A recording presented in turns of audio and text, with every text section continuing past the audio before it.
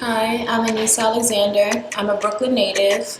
I've traveled to Chicago for around back and forth for 4 years, and I decided to move here. I am now the co-facilitator for Beauty Breaks alongside with Amina, AJ, Jory, and Jamillah. And I am here to not only share but also expose a lot of healing exercises and healing activities through tarot and through meditation.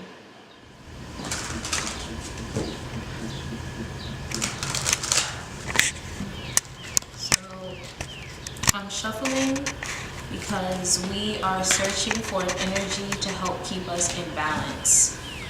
April is a really interesting month because over 4 planets are in retrograde. Mercury's in retrograde, Jupiter's in retrograde, Saturn's in retrograde, Pluto's in retrograde. Venus is now coming in direct, but she's going to take a little while to get ready. So retrograde is just simply a term when the planet is moving in a motion. I don't want to say away from the earth, but in a different motion where it's usually surfacing. And because as above, as below, we feel that and we internalize that in our emotions and in our actions. And so a lot of the past is coming up because we're in a new redirected space to heal.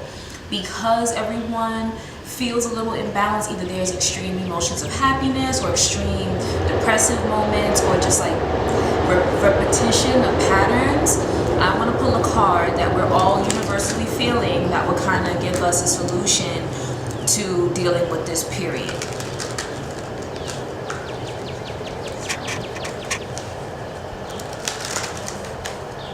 I don't read reversals, so I always shuffle in their positions.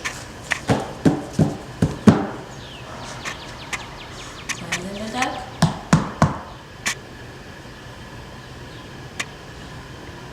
Six of Cups.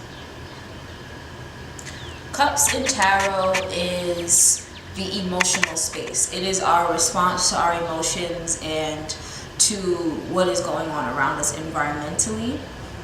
6 in numerology is the number of duty to others, service to others, which is not really the same thing because duty is more of an emotional command, where service is more of a work-related demand on your relationships. Has a lot to do with having so many different areas of your life preoccupied and you being the person to kind of having to prioritize it. It is the number of Virgo. Virgo is the 6th sign. Virgo is a mutable earth sign, so it adapts to different settings and adapts to different things.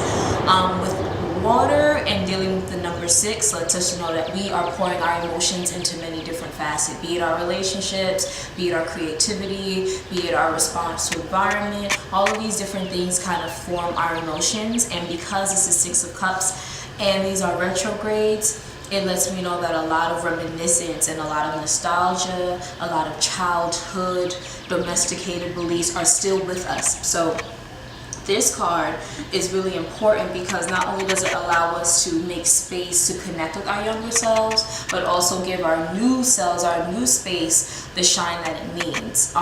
These retrogrades promote inactivity, and that doesn't mean you have to stop your life, but it tells you to not move forward unless you are sure.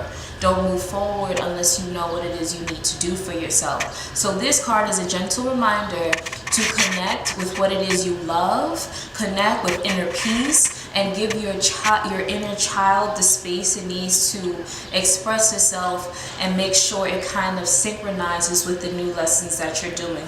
Never separate, always synchronize, for they are one and the same. We heal by understanding who we are, and in form of understanding who we are, it is a strong way of looking at our patterns and how we do things in the same ways over and over again. How can we heal a pattern that no longer serves us? How can we give our emotional space the freedom it is to just feel what it feels? A lot of tarot readers and a lot of healers always focus on the light, but I strongly think that in order for us to be balanced as people, we need to bring out that dark so we can learn how to heal that dark and no longer feel guilty about dark tendencies. So with this cycle, I encourage everyone to play again, be gentle on the self.